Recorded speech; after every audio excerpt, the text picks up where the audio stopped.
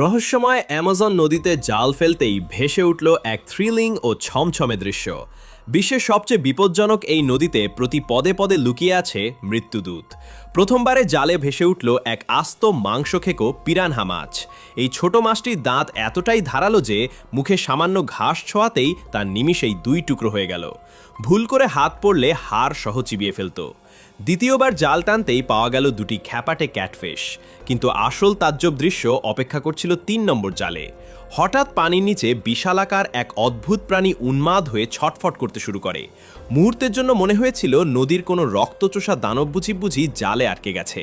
কিন্তু পানি থেকে তুলে আনতেই দেখা গেল এটি কোনো দানব নয়, বরং শান্ত প্রকৃতির এক কিউট ক্যাপিবারা। একে পানিতে মুক্ত করে দেওয়ার পর শেষ জালে ধরা পড়ল এক ভয়ঙ্কর বাচ্চা কুমির। তবে বিষধর নদী হলেও তারা একেও ক্ষতি না করে নিরাপদে বনে ছেড়ে দেয়।